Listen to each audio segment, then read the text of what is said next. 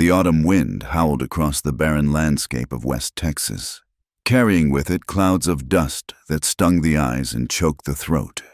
The small town of Cedar Ridge sat like a weathered scar on the face of the earth, its wooden buildings bleached gray by the relentless sun and sandstorms.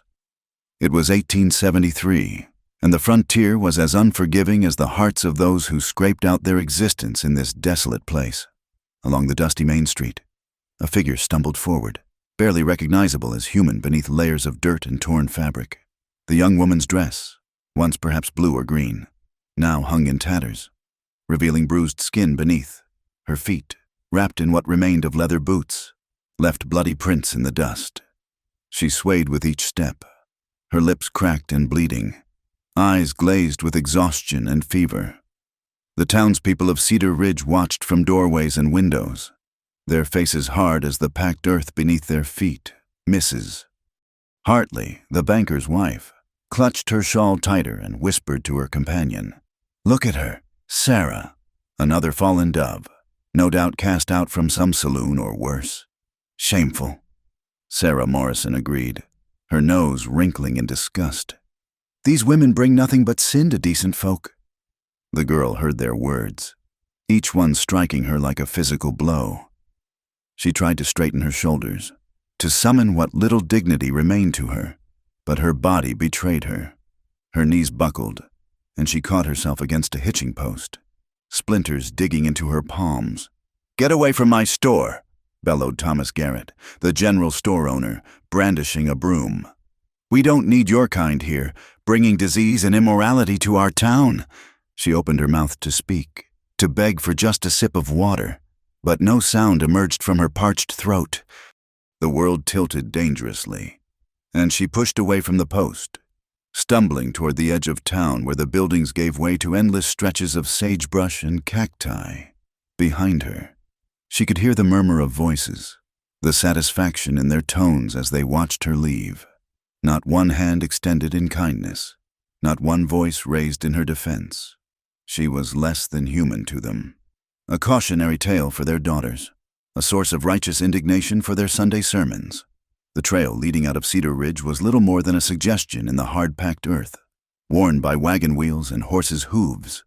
She followed it blindly, each step an agony, her body burning with fever and dehydration. The sun beat down mercilessly, though the October air held a bitter chill that cut through her torn clothing. Miles passed, or perhaps it was only yards' distance lost all meaning in her delirium.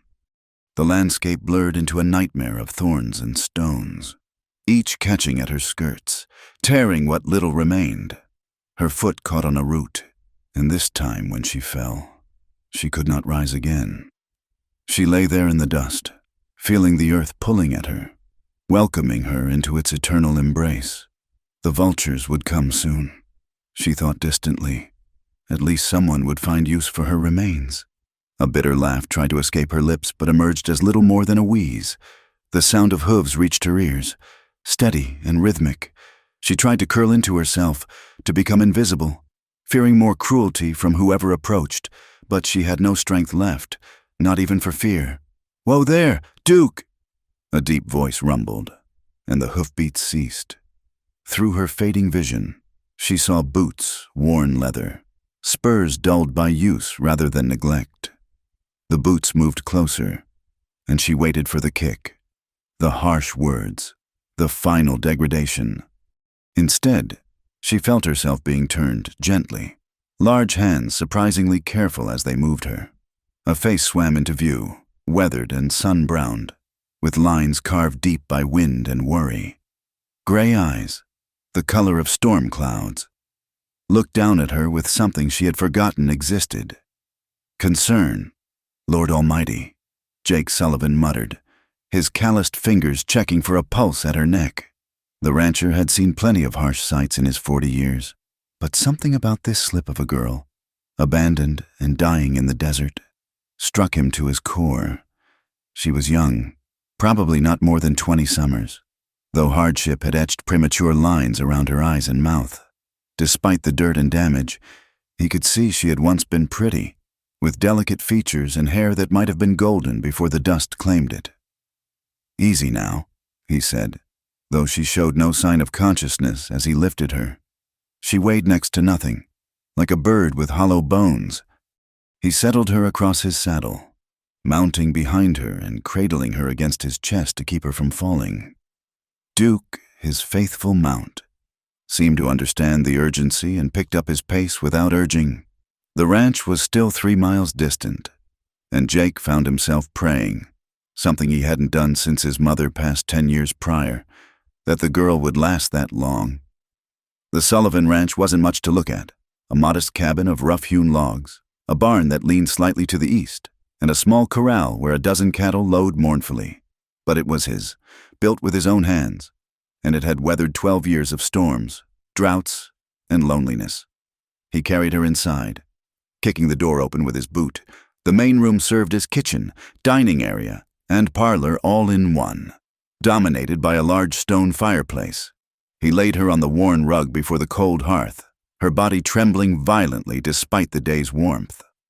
Working quickly, he built up a fire, coaxing flames from kindling and larger logs until heat began to fill the room. He pumped water from the well, heating some in a pot while using cool cloths to wipe the worst of the dirt from her face and hands. As he worked, he found himself speaking to her, his voice rough from disuse. "Don't you go dying on me now. Miss fought off Comanches, drought, and claim jumpers to keep this place. Least you can do is fight to see another sunrise." He dragged his one good blanket from his bed, a thick wool piece his mother had made years ago. As he tucked it around the girl, he spoke the words aloud, perhaps to himself, perhaps to her, perhaps to the empty room that had heard so many of his solitary musings. She trembled in torn clothes. The rancher laid her beside his fire to rest. The fire crackled and sparked, casting dancing shadows on the log walls. Outside, dusk painted the sky in shades of purple and gold, and the first coyote began its evening song. Inside the cabin, Jake Sullivan kept vigil over a stranger, wondering what story had brought her to this point, and why he felt so compelled to ensure she lived to tell it. The fire had burned low, reduced to glowing embers that cast a soft orange light across the rough wooden floor. Jake added another log, watching the sparks spiral up the chimney like tiny fireflies escaping into the night. The room smelled of wood smoke and leather, mixed with the faint aroma of coffee that perpetually lingered in the cabin. She stirred for the first time in hours, a soft moan escaping her cracked lips. Jake moved closer, settling on the floor beside her still form. Her eyelids fluttered, revealing glimpses of green, the color of spring grass after rain. He thought absently. When her eyes finally opened fully, panic flooded them. She tried to scramble backward, her movements weak and uncoordinated, the blanket sliding from her shoulders. A strangled cry emerged from her throat as she pressed herself against the hearthstones. "Easy there," Jake said softly, raising his hands to show they were empty. "You're safe. Nobody's going to hurt you here." Her wild gaze darted around the cabin, taking in the sparse furnishings, the rifle mounted above the door, the man sitting an arm's length away. She clutched the blanket to her chest like armor, her entire body trembling. "My name's Jake Sullivan," he continued in the same gentle tone he used with spooked horses. "This is my ranch, about 3 miles outside Cedar Ridge. Found you on the trail, half dead from thirst and fever. You're safe now."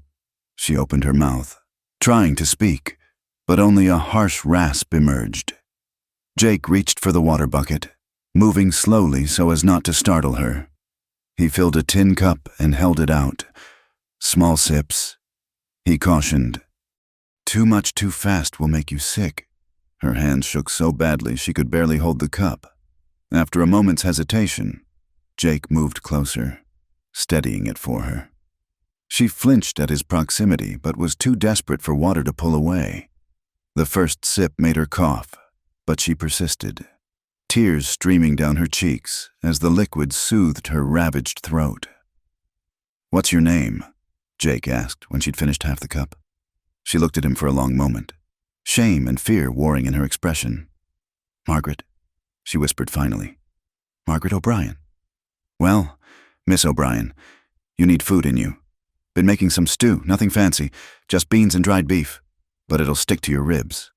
He busied himself at the stove, giving her space while keeping her in his peripheral vision. The familiar routine of cooking calmed his own nerves. It had been years since he'd had company, longer still since that company had been a woman. Margaret watched him work, confusion gradually replacing fear in her expression. She'd expected violence, harsh words, demands for payment she couldn't make. Instead, this gruff rancher moved about his kitchen with surprising grace, humming tunelessly as he stirred the pot. "Why?" The word escaped before she could stop it. Jake glanced back. "Why what? Why help me?" Her voice was still rough, barely above a whisper. "You don't know me. I'm nobody. She couldn't finish, couldn't voice what the town had made clear she was. Jake ladled stew into 2 bowls, carrying them to the small table. "You're somebody who needed help. That's enough for me." He set 1 bowl on the floor near her, along with a spoon. "Can you manage? Or do you need assistance?" Pride warred with weakness.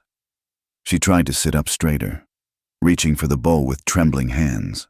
The spoon clattered against the ceramic as she struggled to hold it steady. "No shame in needing help," Jake said quietly. "We all do, time to time."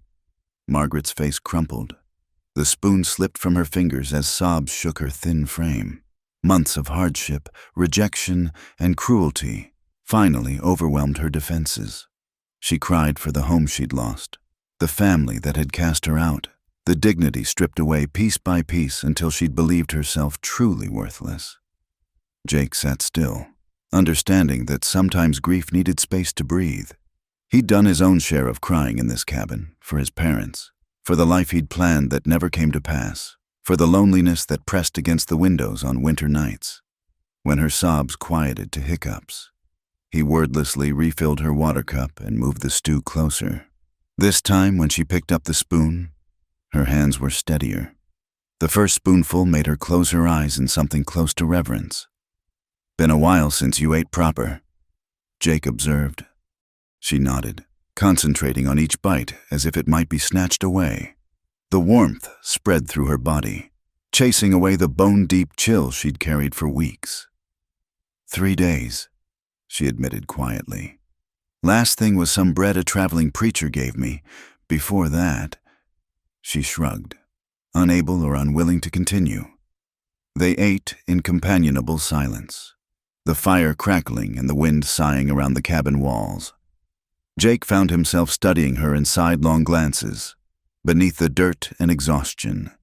He could see she'd been raised proper, the way she held her spoon, the automatic "thank you" when he refilled her bowl, the straight-backed posture that spoke of education and breeding. "You need rest," he said when she'd finished eating. "Bed's in the other room. I'll bunk out here by the fire." "I couldn't," she began, but he cut her off with a gesture. "Yes, you could and you will. That fever's not broke yet, and you need proper sleep." He stood, gathering the bowls. "There's a clean shirt of mine on the bed. It'll swim on you, but it's better than what you're wearing. I'll step outside while you change." Margaret struggled to her feet, swaying slightly. "Mr. Sullivan, I don't know how to repay your kindness." "Don't want payment," Jake said gruffly. "Just get yourself well. We can figure the rest later." He grabbed his coat and stepped out into the cool night, giving her privacy. The stars spread across the sky like spilled salt, and he found himself talking to them as was his habit. "Don't know what I'm doing, Ma," he muttered to the brightest star, "but couldn't leave her to die. You'd have tanned my hide for that." Inside, Margaret stood in the doorway of the small bedroom, overwhelmed by its simple cleanliness. A narrow bed with a corn-husk mattress, a wooden chest, hooks on the wall for clothes. On the bed lay a folded flannel shirt, soft from years of washing. She peeled away her ruined dress, wincing at the bruises and scratches revealed. The shirt fell to her knees, smelling of lye soap and sunshine. She crawled beneath the quilt, her body sinking into the first real bed she'd felt in months. Through the thin walls, she heard Jake return, heard him settling by the fire, the ordinary domestic sounds, a poker stirring coals, boots being pulled off. The creak of floorboards brought fresh tears to her eyes. She'd forgotten such simple comforts existed. "Thank you," she whispered to the darkness, not sure if she was addressing Jake, God, or the universe that had finally shown her mercy. By the fire, Jake stretched out on his bedroll, hands behind his head. He'd faced down wolves, survived blizzards, and held his own against claim jumpers. But something about the woman in his bed, the first person to share his space in 5 years, made him feel more vulnerable than any physical threat. "She trembled in torn clothes," he murmured to the dying fire. "And this old rancher did what any decent man should, nothing more, nothing less." But as sleep finally claimed him, Jake Sullivan suspected he was lying to himself. The lost soul he'd found on the trail had awakened something in him he'd thought dead, a need for connection, for someone to share the burden of living in this harsh land. In the bedroom, Margaret O'Brien clutched the pillow and prayed for the first time in months, grateful for the rough kindness of a stranger who'd seen her as human when the rest of the world had not. The morning sun painted golden stripes across the cabin floor when Margaret emerged from the bedroom. She'd found an old pair of Jake's trousers and suspenders to go with the shirt, rolling up the legs and cinching the waist with a length of rope. Her own dress lay folded on the bed, beyond salvation but kept out of habit. Jake looked up from the stove where he was frying salt pork. "Morning. How are you feeling?" "Better," she admitted, though her movements were still careful. "The fever's broken." "Good. Breakfast is almost ready." He gestured to the table. "Coffee's hot if you want some." Margaret poured herself a cup, wrapping her hands around its warmth. Through the window, she could see the ranch spreading out, a few head of cattle grazing on sparse grass, chickens pecking in the dirt, mountains rising purple in the distance. "It's peaceful here," she said softly. "Has its moments." Jake plated the food and joined her at the table. "Also has its share of troubles. Drought last year killed half my herd. Wolves got 3 calves this spring." They ate quietly, but it was a comfortable silence. Margaret found herself stealing glances at her host. In daylight, she could see he was younger than she'd first thought, perhaps early 40s, with premature silver threading through dark hair. His hands were scarred from years of hard work, but gentle in their movements. "I should be moving on," she said eventually. "You've done more than enough." Jake's fork paused halfway to his mouth. "Where would you go?" The question hung between them. She had no answer, no destination, no one waiting for her anywhere. "Thought so," Jake said, not unkindly. "Way I see it, I could use help around here. Can't pay much, but there's food and shelter. You know anything about chickens?" "I was raised on a farm in Ohio," Margaret said slowly. "Before." She trailed off, unable to voice how far she'd fallen. "Then you know more than me. Fool birds won't lay regular, and I can't figure why." Margaret almost smiled. "They need better nesting boxes and more variety in their feed." "See? Already earning your keep." Jake pushed back from the table. "I've got to check the fence line today. You feel up to gathering eggs?" She nodded, grateful for the purpose. As Jake headed for the door, she called after him, "Mr. Sullivan." "Thank you." He paused, looking back. "It's just Jake, and you're welcome." The days settled into a rhythm. Margaret tended the chickens, coaxing them into better production with patient care.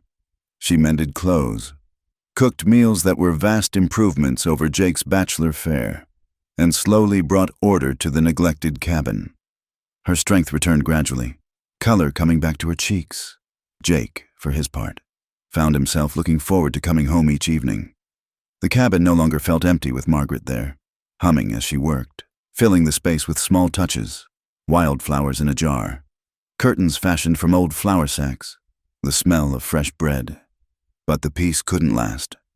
2 weeks after Margaret's arrival, Jake rode into Cedar Ridge for supplies. The general store fell silent when he entered. "Heard you got yourself a house guest. Sullivan," Thomas Garrett said, his tone implying far more than the words. "Heard you got yourself a flapping jaw." Garrett, Jake replied evenly, selecting items from the shelves. Mrs. Hartley, examining ribbons nearby, sniffed loudly. It's disgraceful. A bachelor man harboring that kind of woman. What example does it set for our daughters? Better than teaching them to turn away from folks in need. Jake countered. Need?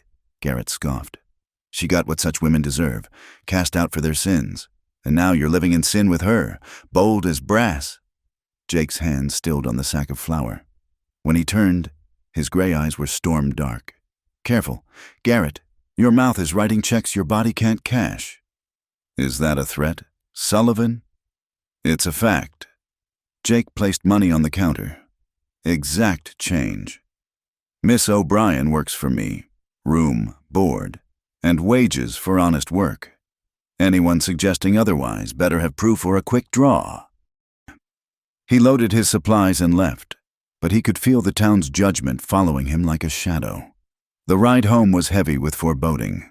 Margaret knew something was wrong the moment he entered.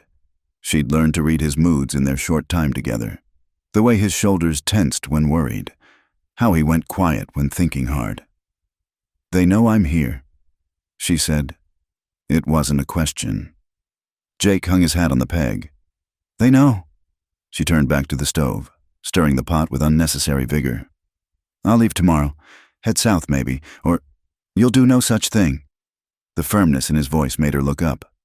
This is my land, my business who works for me. But they'll make trouble for you, your reputation, my reputation. Jake laughed bitterly. I'm already the hermit rancher who talks to his cattle. Can't sink much lower in their estimation. Margaret's eyes filled with tears she refused to shed. You don't understand. The things they'll say, the way they'll look at you.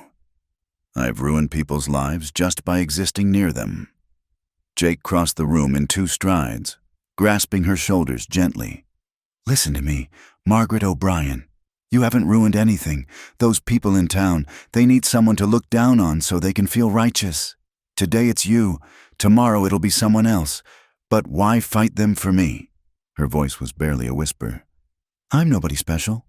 Says who? Jake's hands remained steady on her shoulders. The same folks who'd let you die in the desert. Their opinion isn't worth the breath it takes to speak it.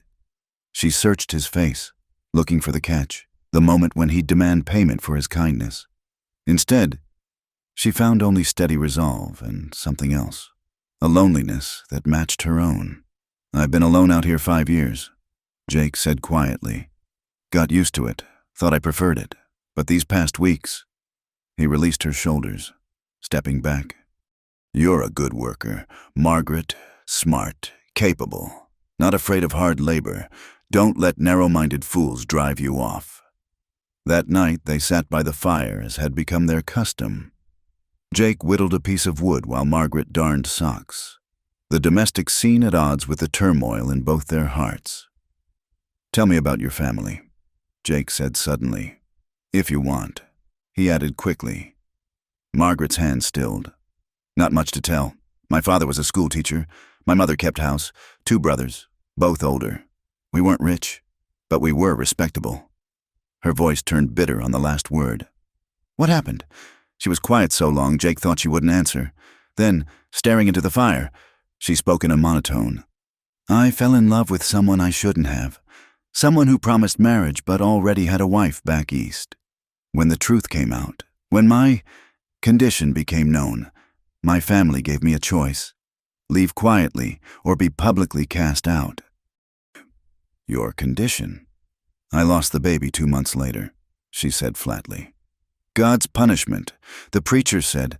After that, no decent work would have me. Each job, each town, the story followed or repeated itself. Desperate women make easy targets for dishonest men. Jake's whittling had stopped. Your family never tried to find you, never wondered if you were alive? I'm dead to them. She finally looked up, eyes dry but filled with old pain. Better that than the shame of acknowledging me. Their loss, Jake said firmly. And I mean that. A ghost of a smile touched her lips. You're a strange man, Jake Sullivan. Been called worse. They sat in companionable silence until the fire burned low. As Margaret rose to retire, she paused by Jake's chair. I'm grateful, she said simply. "Whatever comes, I want you to know that." Jake nodded, not trusting his voice. After she'd gone to bed, he sat staring into the coals, seeing in them the troubles that would surely come. Cedar Ridge wouldn't let this stand. Their moral superiority depended on having someone to condemn. But as he finally sought his bedroll, Jake found himself thinking not of the town's judgment, but of Margaret's rare smiles, the way she hummed while working, how the cabin felt like a home for the first time in years. "Lord help me," he muttered to the darkness. "I think I'm getting attached." Outside, a coyote howled at the moon, its lonely cry echoing across the desert. But inside the cabin, two lost souls had found shelter in each other's company, building a fragile peace that both knew couldn't last. The trouble came 3 days later in the form of Wade Thornton and his boys. Margaret heard them before she saw them. The thunder of hooves, the rough laughter that meant nothing good. She was hanging laundry when they rode up. 5 men who smelled of whiskey and malice. Well, Thornton drawled, not bothering to dismount. "So it's true. Jake Sullivan's got himself a woman." Margaret kept her eyes on the wash, fingers steady on the clothespins despite her racing heart. She'd learned that showing fear only encouraged such men. "Cat got your tongue, pretty thing." Another rider, younger with mean eyes, edged his horse closer. "Or maybe you only talk for money." "The lady's working." Jake's voice cut through the afternoon air like a blade. He stood in the barn doorway, rifle casual in his hands. "Something you boys might try sometime."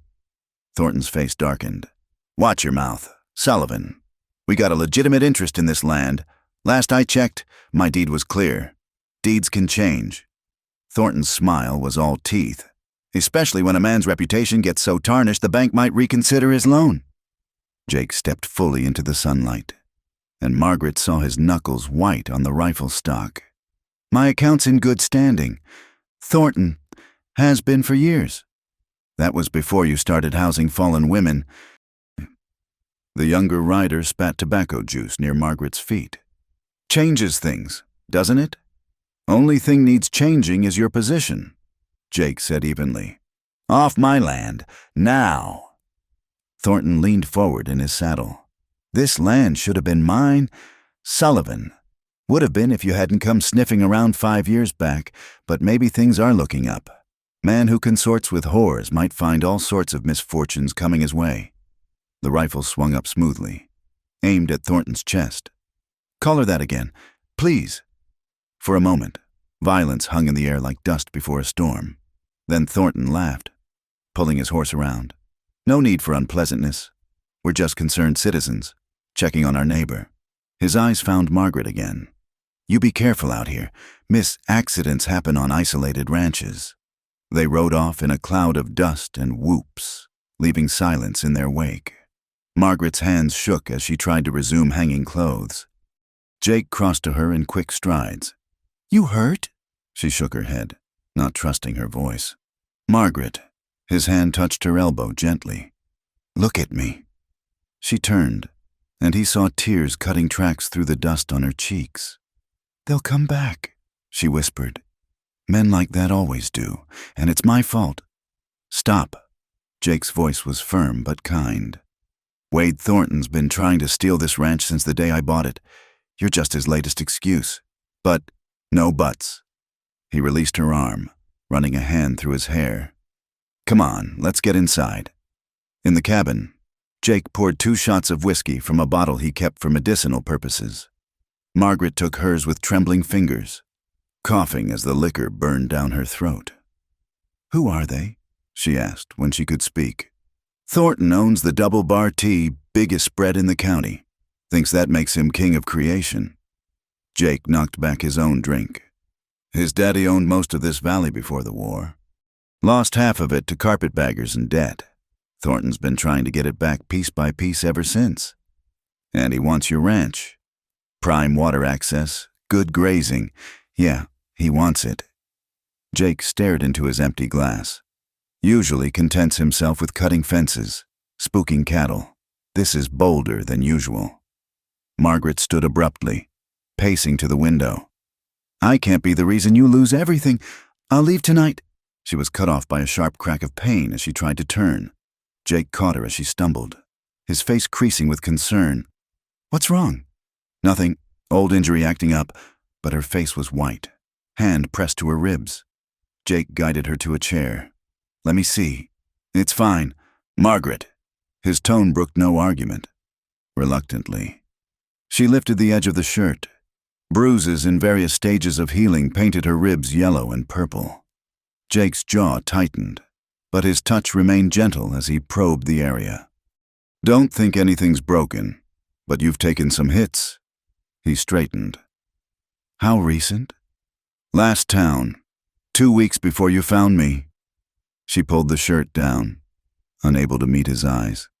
"I tried to get work at a boarding house. The owner expected additional services. When I refused," Jake turned away, and Margaret saw his fists clench. When he faced her again, his expression was carefully controlled. "I've got some liniment that'll help, and you're not going anywhere until those ribs heal proper. After that," he paused. "After that, it's your choice, but not because of Thornton or anyone else." That evening, Jake taught Margaret to load and fire his spare revolver. She was a quick study, her shots grouping respectably after an hour's practice. "My father believed ladies should know how to protect themselves," she explained, checking the cylinder like he'd shown her. "Course, he probably didn't envision this situation." Man sounds sensible. That aside, they were sitting on the porch, watching the sun paint the mountains crimson. The day's tension had faded but not disappeared, like smoke lingering after a fire. "Jake," Margaret said suddenly, "what happened to make you come out here? Man like you could have settled anywhere." He was quiet long enough that she thought he wouldn't answer. Then, "Had a wife once, Sarah, married young, full of plans. She died in childbirth our second year. Baby too." His voice was steady but distant. "After that, nothing in Missouri felt right. Came west looking for something. Ended up here. I'm sorry. Long time ago." He glanced at her. "We all got our ghosts. Margaret, question is whether we let them rule us or make peace with them." She considered this, absently rubbing her sore ribs. "Hard to make peace when they keep following you." "True enough." Jake stood, stretching. "But maybe that's because you've been running alone. Harder to chase someone who's got backup." That night, Margaret lay awake thinking about his words.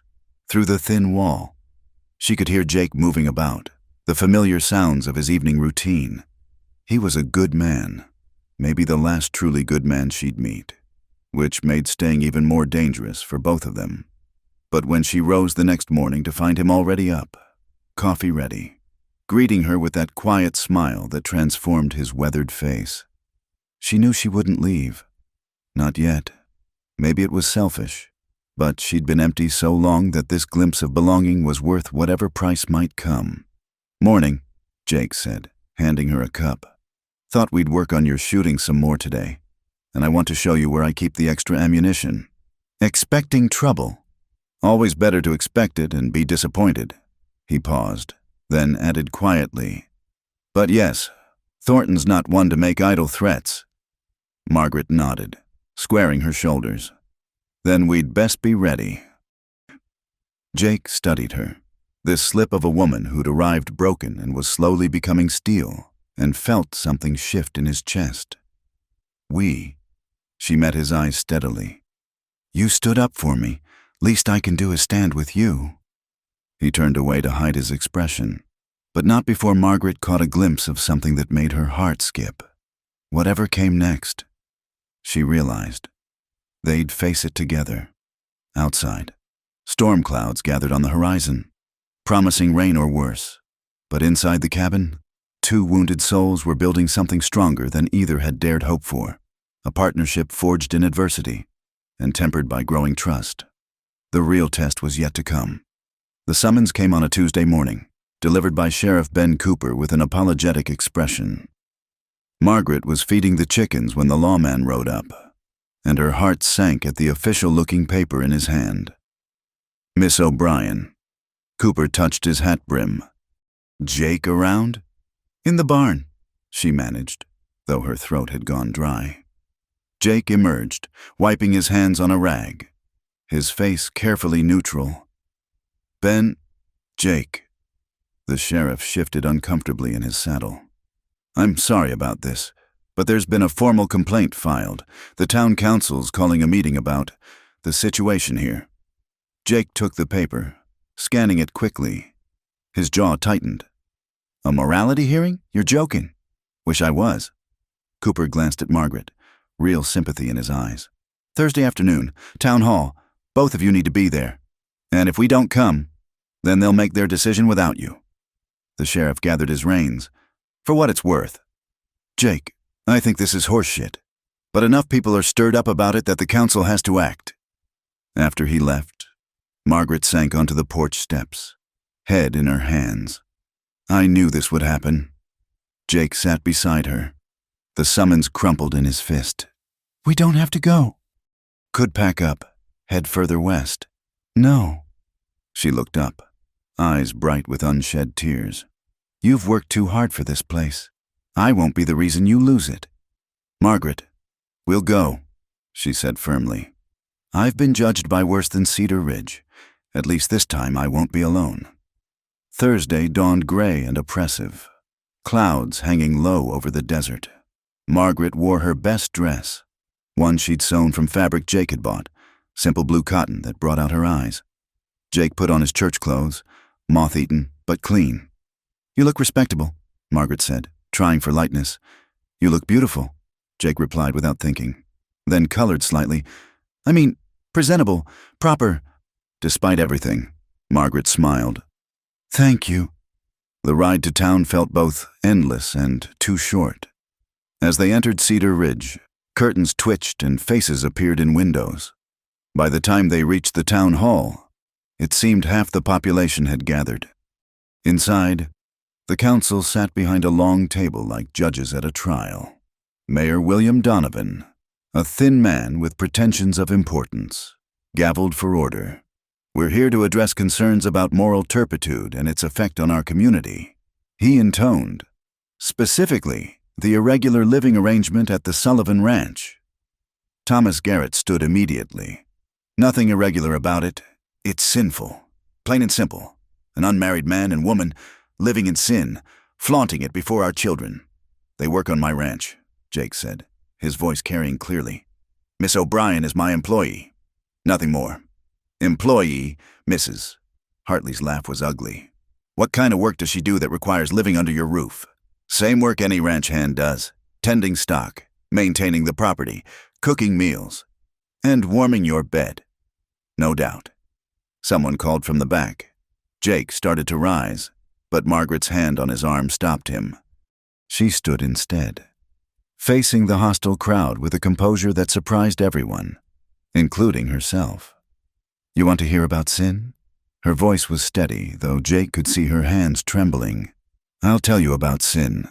It's watching a woman dying of thirst and refusing her water.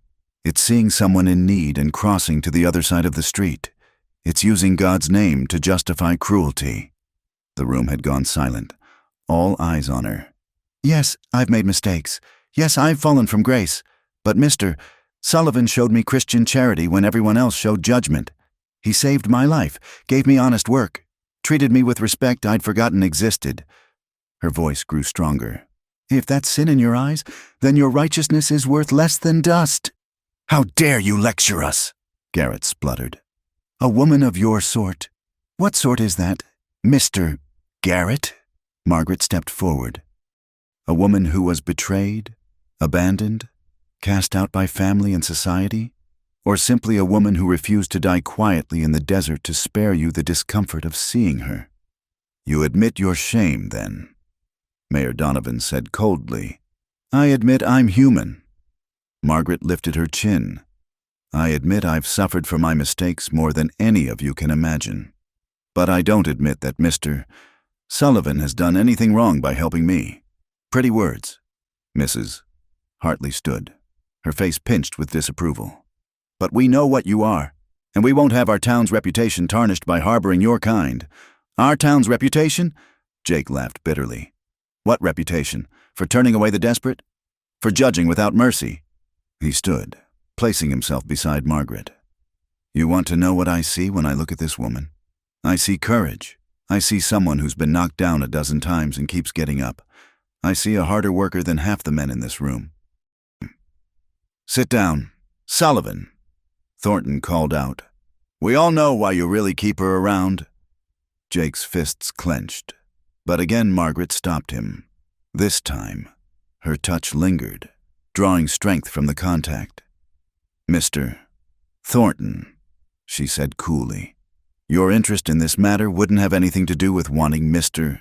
Sullivan's ranch, would it? A murmur ran through the crowd. Thornton's face darkened. That's slander, woman. Is it? Strange how moral outrage aligns so perfectly with financial interest. Sheriff Cooper spoke up. She's got a point. Wade, you've been after Jake's land for years. This isn't about land, Garrett insisted. It's about decency. No, a new voice said quietly. It's about fear. Everyone turned to see Eleanor Walsh, the schoolteacher, standing in the back. She was a spinster nearing 40, always proper, always quiet. Fear of what?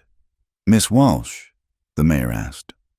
Eleanor walked forward, her plain face calm. Fear that any of us could fall. Fear that without someone to point at and say, at least I'm not like her, we'd have to face our own failings. She looked directly at Margaret. I've watched you these past weeks. Miss O'Brien, seen you in town, always polite despite the whispers. Seen how you helped Jake at the ranch. If that's sin, then we need more sinners and fewer saints. Eleanor, Mrs. Hartley gasped. You can't mean that. I mean every word. The teacher stood straighter, and I'm ashamed it took me this long to say it. Another voice joined in. Samuel Chen, who ran the laundry. Miss O'Brien paid her bill in full last week. First person to do so in months. Seems to me honest folk pay their debts.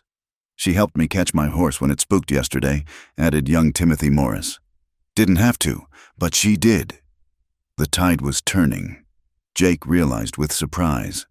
Not everyone, not even most, but enough voices of reason to create doubt. Mayor Donovan gabbled frantically, Order! We'll vote! All in favor of censuring Jake Sullivan and requiring Miss O'Brien to leave town? Hands rose. Many, but not as many as expected. All opposed? More hands than Jake had dared hope, including Sheriff Cooper's abstaining? The largest group. Those too cowardly to choose, but not cruel enough to condemn. The mayor's face was sour. The motion fails. But let it be clear, this town expects moral behavior from all its citizens. As people filed out, opinions divided and arguments brewing.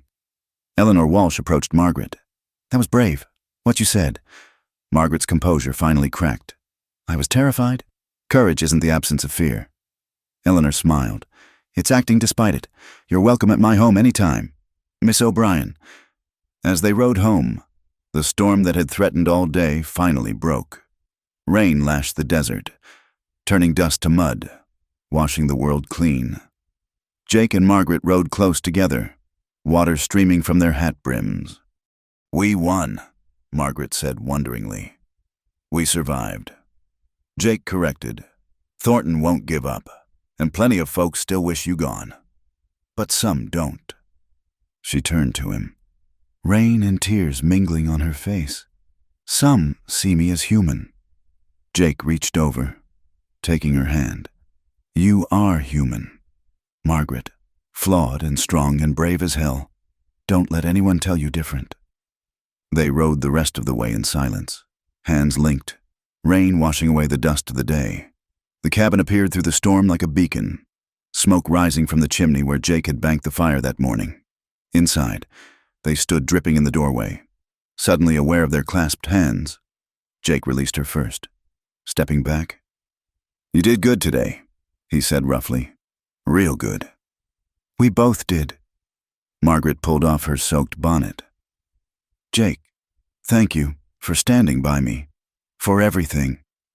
He met her eyes, and for a moment the very air between them seemed to spark. Then he turned away, busying himself with the fire. "Better get into dry clothes before you catch your death." As Margaret changed in the bedroom, she pressed her hand to her chest, feeling her heart race. Something had shifted today, something more than just surviving the town's judgment. She'd found allies, found her voice, found strength she didn't know she possessed. And in Jake's eyes, she'd found something else entirely, something that terrified and thrilled her in equal measure. The storm raged outside, but inside the cabin was warm and safe. For tonight, that was enough. The weeks following the town meeting brought an unexpected peace. Margaret rose each morning with new purpose, tending to the ranch with growing confidence. The chickens now produced eggs regularly. The garden she'd started showed green shoots of promise, and even the ornery milk cow seemed to have accepted her presence. Jake watched her transformation with quiet wonder. The frightened woman he'd found dying in the desert had become someone entirely different, strong, capable, unafraid of hard work. She could rope a calf, mend a fence, and still have supper ready when the sun went down. "You're staring again," Margaret said one morning, not looking up from where she was patching his work shirt. "Just thinking," Jake replied, coloring slightly.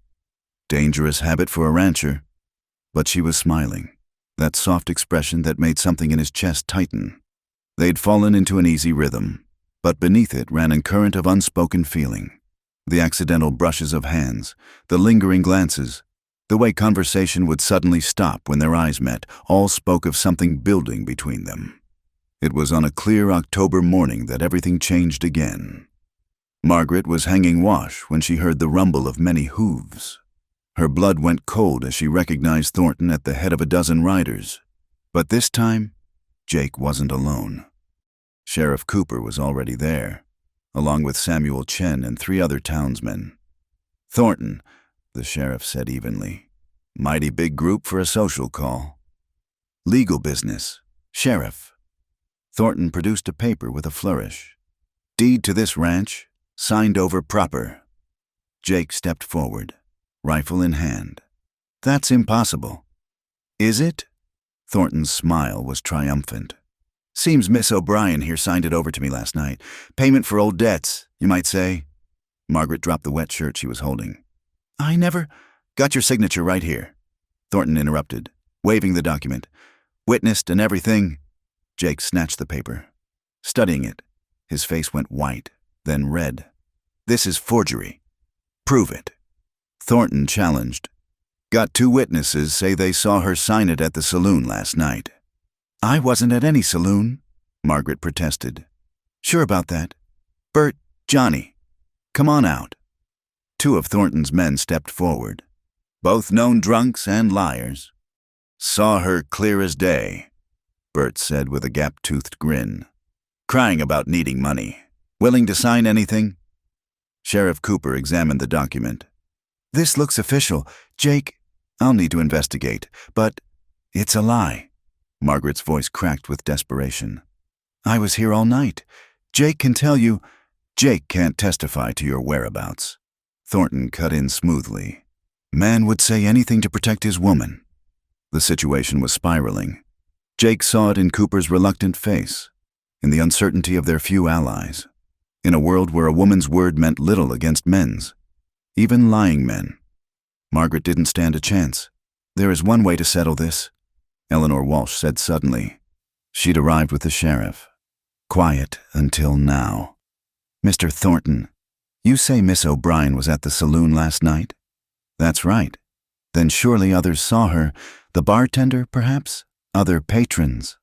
Thornton's smile faltered slightly. "Well, it was late." "I was there last night," Samuel Chen spoke up. "Picking up my brother? Stayed till closing. Never saw Miss O'Brien." "You calling us liars? Chinamen?" Bert's hand moved toward his gun. "I'm stating facts." Samuel replied calmly, though Jake noticed he'd shifted to keep both men in view. Eleanor pressed on. "What time did this signing supposedly occur?" "About midnight," Johnny said quickly. "Interesting, because I was up late grading papers and saw Miss O'Brien through my window, feeding the chickens by lamplight. That was near midnight." You can see Jake's ranch from town." Thornton scoffed. "No, but I was visiting my sick aunt at the Morrison place. Their ranch is only a mile from here." Eleanor's plain face was serene. "I needed air and stepped outside. Clear night, full moon. I saw Miss O'Brien distinctly." The lie was smooth, believable. Jake held his breath. Thornton's face darkened. "You're mistaken. Schoolteacher." "Am I? Should we ask my aunt? She was awake too. Poor thing. Pain keeps her up nights." Sheriff Cooper cleared his throat. "Seems we have conflicting accounts. This needs proper investigation." He folded the deed, tucking it away. "I'll hold this until we sort out the truth. Nobody's taking possession of anything today." "This is ridiculous," Thornton exploded. "You're going to take the word of women and Careful," Cooper warned. "I'm taking the word of respectable citizens against known troublemakers. Big difference." For a moment, violence hung in the air. Thornton's men were ready, hands near weapons. But Jake and his allies were ready too, and the sheriff's presence tipped the balance.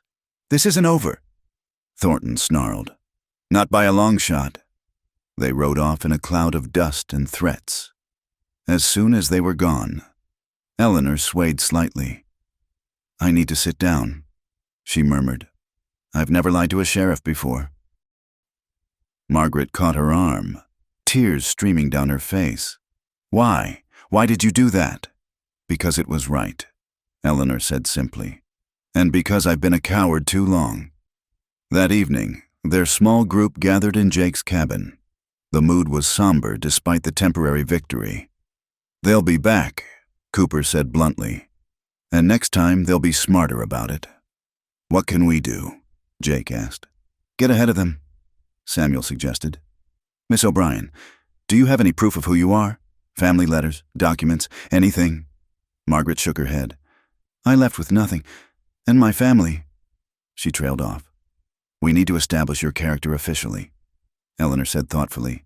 "Make it harder for them to paint you as a fallen woman." "How do we do that when it's true?" Margaret asked bitterly. "Is it?" Eleanor challenged. "You made a mistake. Trusted the wrong man. Since when does that define your entire character?" Jake had been quiet, but now he stood. "There is one way. Might not work, but..." He took a deep breath. "Margaret, would you marry me?" The room went silent. Margaret stared at him, face pale. "Jake," she whispered. "You don't have to..."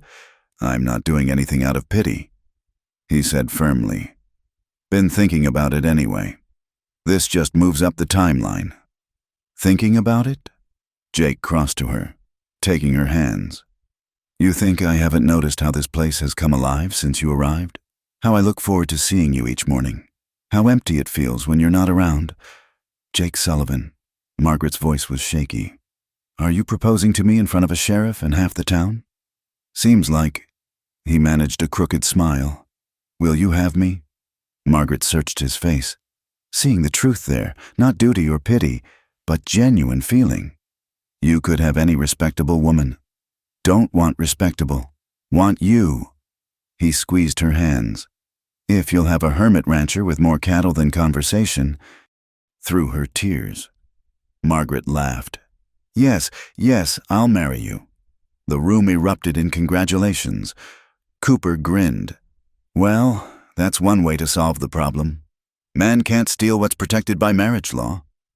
They were married 3 days later in Eleanor's parlor, with Sheriff Cooper officiating. Margaret wore a borrowed dress of Eleanor's, blue as a summer sky. Jake had shaved and even attempted to tame his unruly hair. "Not how I pictured my wedding," Margaret whispered as they stood before their small gathering of friends. "Disappointed?" Jake whispered back. She looked up at him, this good man who'd saved her in every way a person could be saved. "No, it's perfect." As they exchanged simple rings Jake had fashioned from silver dollars, Margaret felt something she'd thought lost forever. Hope for a future. The afternoon sun slanted through Eleanor's lace curtains, blessing their union with golden light. When Jake kissed her, gentle and sure, she knew she was home. The ride back to the ranch, their ranch now, was quiet. Jake lifted her down from the wagon, and for a moment they stood close, both suddenly shy.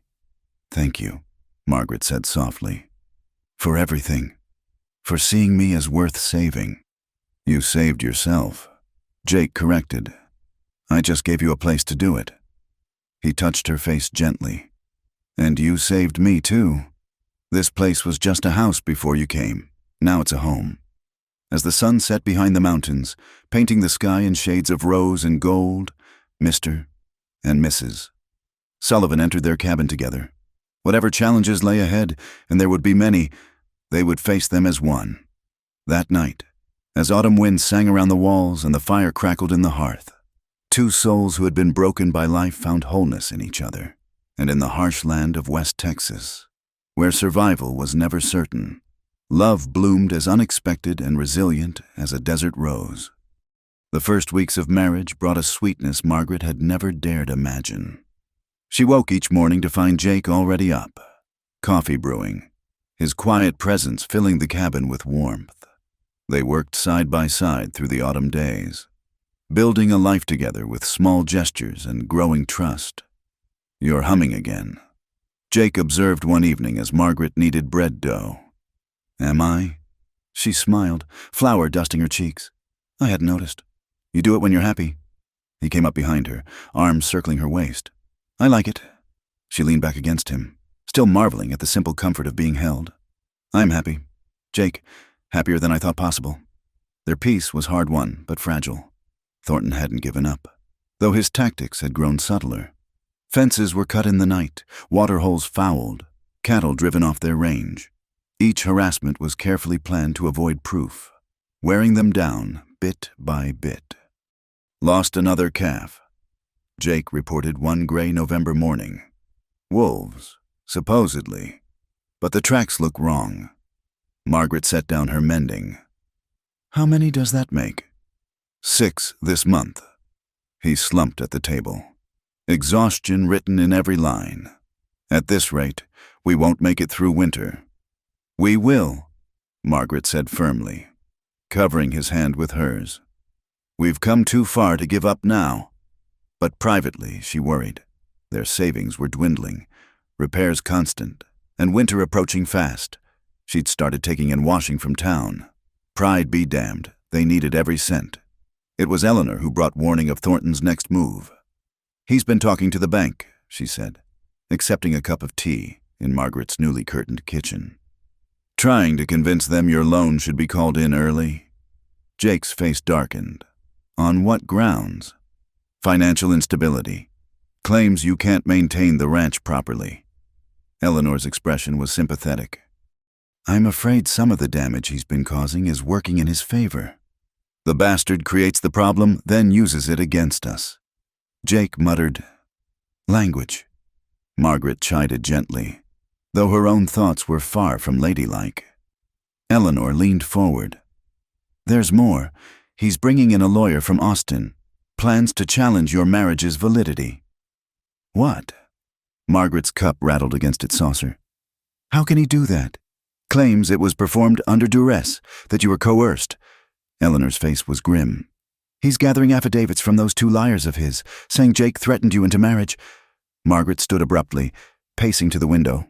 Outside, the land stretched brown and endless, beautiful in its harshness.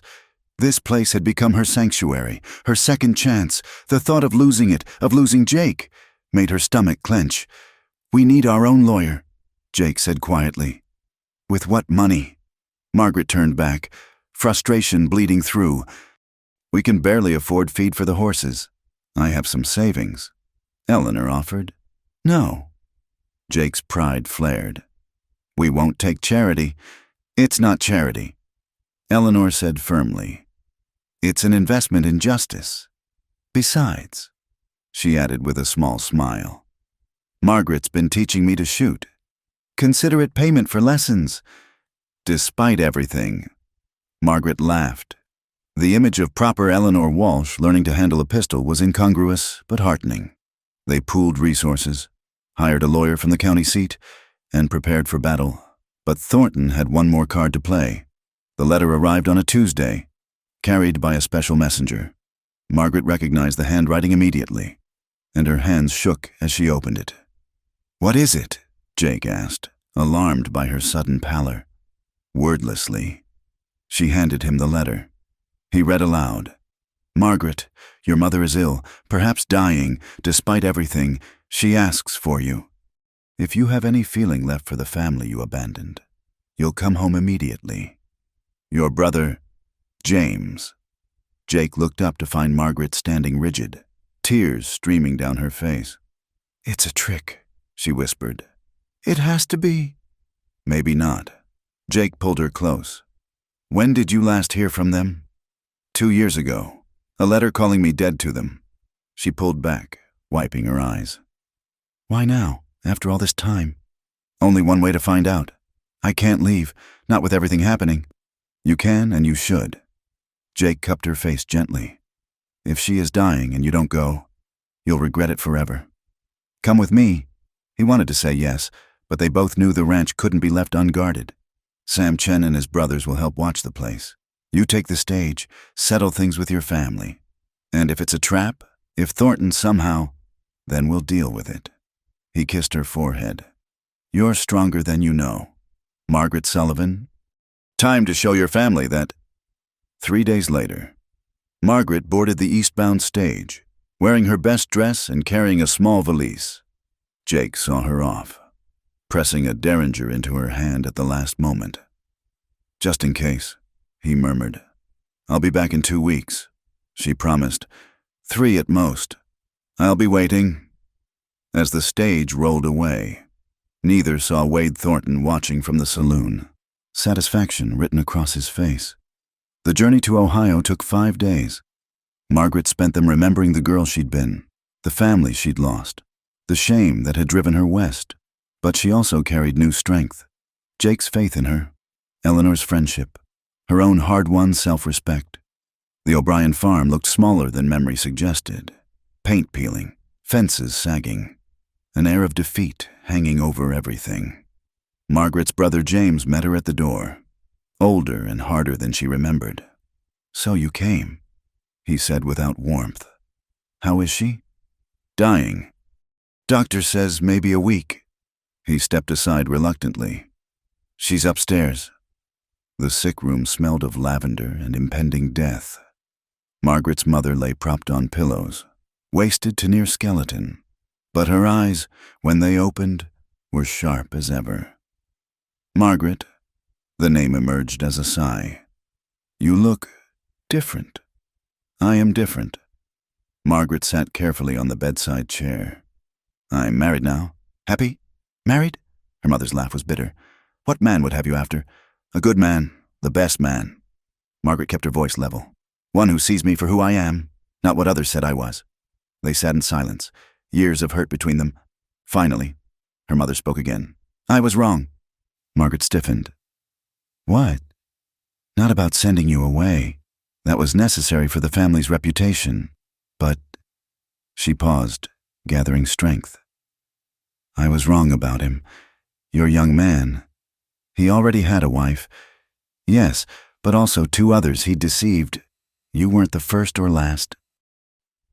"How do you know this?" "He came back last year. Tried the same game with the Perkins girl.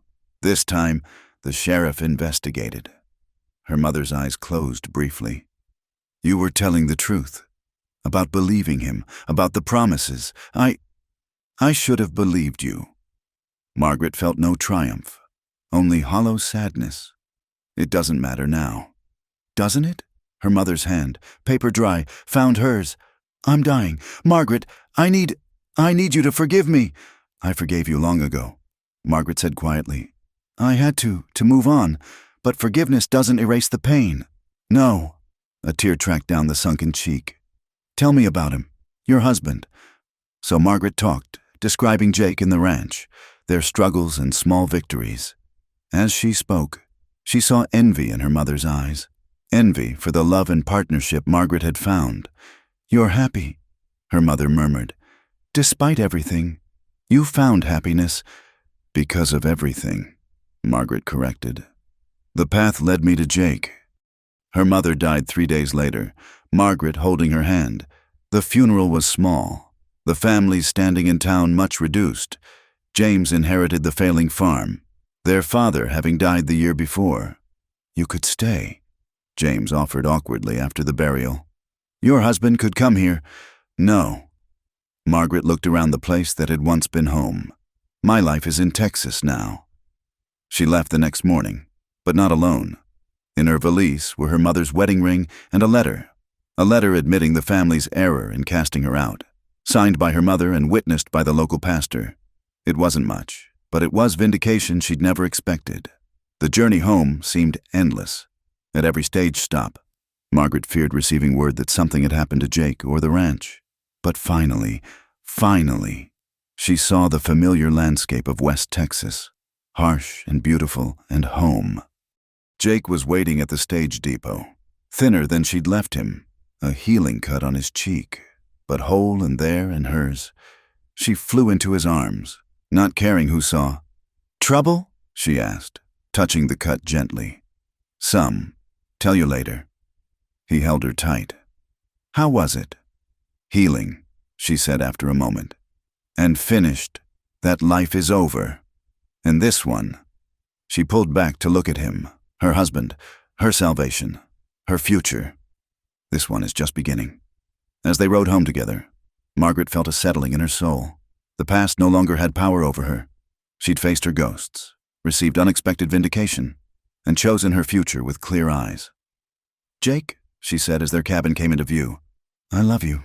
I should have said it before, but—" He stopped the wagon, turning to her with wonder in his eyes. "Say it again." "I love you, Jake Sullivan, for seeing me, saving me, standing by me, for everything." "I love you too, Margaret Sullivan. Have since almost the beginning, I think." He kissed her deeply, then added with a grin, "Now let's get home before Sam Chen thinks we've abandoned him with those ornery chickens." They laughed together as they headed home, the sunset painting their little ranch golden. Whatever battles lay ahead with Thornton and his schemes, they'd face them together. Margaret had learned that love wasn't just passion or promises. It was choosing to stand together against whatever storms might come. And in the wild, unforgiving landscape of West Texas, she'd found both love and herself. It was more than enough. It was everything. December arrived with bitter winds and the threat of snow. The ranch had weathered Thornton's harassment through autumn, but winter brought new challenges. Margaret watched their dwindling supplies with growing concern, though she kept her worries from Jake, who had enough burdens already. The first blizzard struck 3 days before Christmas. Margaret woke to howling wind and Jake's empty side of the bed. She found him at the window, peering into the white wall of snow. "Can't see 10 feet, he said grimly. "Cattle will be scattered from here to Mexico if this keeps up. We'll find them when it clears," Margaret said, wrapping a shawl around his shoulders. "Come back to bed. You can't fight the weather." But Jake's prediction proved true. When the storm finally passed, leaving drifts up to the windows, they'd lost a third of their small herd, some frozen, others simply vanished into the white expanse. "We won't make it through winter at this rate," Jake said, exhaustion heavy in his voice. Margaret took his frost-chapped hands in hers. "Yes, we will. We've survived too much to give up now." They rationed carefully, melted snow for water when the well froze, and kept the remaining cattle close. Margaret's garden, so carefully tended, lay buried beneath 3 feet of snow. But they endured, drawing strength from each other and the warmth of their small home. It was Eleanor who brought news that changed everything. She arrived on horseback 2 weeks after Christmas, her usually neat appearance disheveled from hard riding. "Thornton's made his move," she said without preamble, "but not how you'd expect." Jake poured her coffee while Margaret fetched a blanket. "What's he done now?" "He's dead." The words hung in the air like icicles. Margaret sank into a chair. "Dead? How?" "Shot 3 nights ago at his ranch." Eleanor wrapped her hands around the warm mug. "Sheriff Cooper arrested 2 men this morning. Turns out Thornton had been cheating his own hands out of wages. They got liquored up and decided to collect what was owed." Jake and Margaret exchanged glances, hardly daring to hope. "What does this mean for us?" "It means," Eleanor said with a tired smile, "that your troubles with Thornton are over, but there's more. Cooper found documents in Thornton's safe evidence of forgery, hired intimidation, even plans to poison your water supply. The man kept records of every crime." Margaret felt tears spring to her eyes. "Then we're free? Truly free?" "More than that. The county's pressing charges against Thornton's estate for the damages. You should receive compensation for your losses." That night, Margaret and Jake sat before their fire, still processing the sudden reversal of fortune. The wind had calmed, leaving the world crystal quiet beneath its blanket of snow. "I should feel guilty," Margaret said quietly. "A man is dead. A man who tried to destroy us," Jake reminded her. "Who would have seen you cast out, or worse, save your guilt for someone who deserves it." She leaned against his shoulder. "What will we do now, without an enemy to fight?" Jake's arm came around her. "Live, build, maybe add on to the cabin come spring." He paused. "Been thinking we might need more room." "Oh?" Margaret turned to look at him. "Planning on taking in boarders?" "Not exactly." His weathered face softened. "But a child or two might be nice, if you're willing." Margaret's heart swelled. A family, a real family, built on love instead of shame. "I'm willing," she whispered. Spring came slowly to West Texas, but when it arrived, it brought transformation. The compensation from Thornton's estate allowed them to rebuild their herd, repair the ranch, and add 2 rooms to the cabin. Margaret's garden bloomed with new life, and the chickens produced so well that she sold eggs in town twice a week. Cedar Ridge itself had changed too. The revelation of Thornton's crimes had shaken the community, making many reconsider their quick judgments. Margaret found herself greeted with nods instead of sneers, even invited to join the church auxiliary. "Look at you," Samuel Chen teased one market day. "Respectable rancher's wife." "Who would have thought?" "Not me," Margaret admitted, laughing. "Life has a way of surprising us." By summer, her suspicions were confirmed. The child she and Jake had hoped for was on its way. She told him one evening as they sat on the porch, watching the sunset paint the mountains purple. "You're sure?" His voice was hushed with wonder. Eleanor's aunt confirmed it. "Come winter, we'll have a little one." Jake pulled her close, his hand splaying protectively over her still flat stomach. "Boy or girl?" "Doesn't matter," Margaret said. "They'll be loved either way, like their mother." Jake murmured against her hair, "Brave and strong and beautiful." As autumn approached with its golden light and cool breezes, Margaret often found herself reflecting on the journey that had brought her here. From the desperate, dying woman Jake had found by the trail to the respected wife and soon-to-be mother she'd become, the transformation seemed miraculous. But it wasn't a miracle. She knew. It was choice, day after day, to keep going. It was Jake's steady faith in her worth. It was Eleanor's courage in standing up for what was right. It was her own determination to build something better from the ashes of her old life. One evening, as the first chill of approaching winter touched the air, Jake found her standing by the fence, one hand on her growing belly, watching the cattle graze. "Penny for your thoughts," he said, joining her. "Just remembering," Margaret said. "That night you found me, she trembled in torn clothes. You said," and the rancher laid her beside his fire to rest.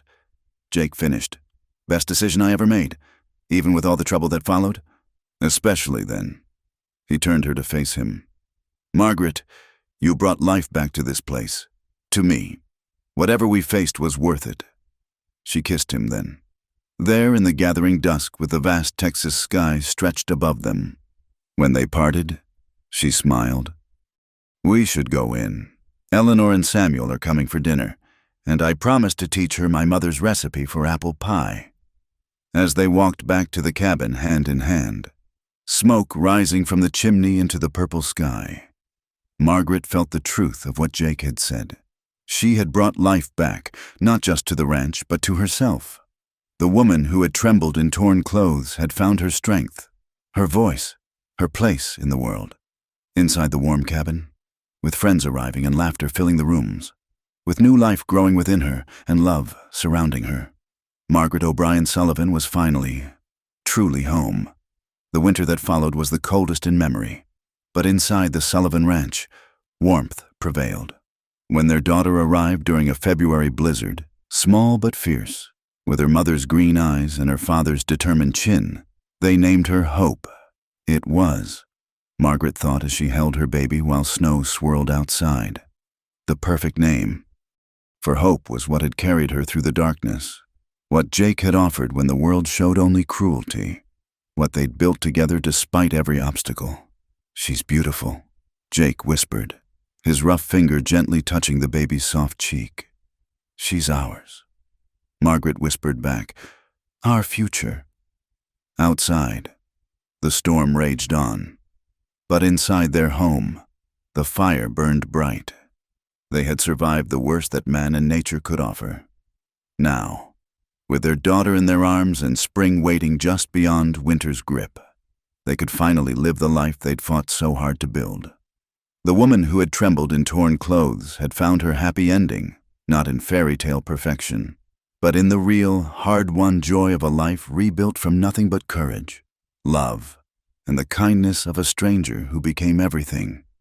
In the wild, unforgiving landscape of West Texas, where the weak perished and only the strong survived, Margaret and Jake Sullivan had proven that sometimes the greatest strength comes from opening your heart to another broken soul and choosing to heal together. Thank you for listening to this Wild West love story. Where are you enjoying this tale from? Please comment below and let us know. We'd love to connect with listeners from around the world. Don't forget to subscribe to our channel From Wild West for more authentic stories of love, survival, and redemption in the American frontier. Share your thoughts about Margaret and Jake's journey in the comments. What touched your heart the most? We read every comment and love hearing how these stories of human resilience resonate with you. Until next time, partners.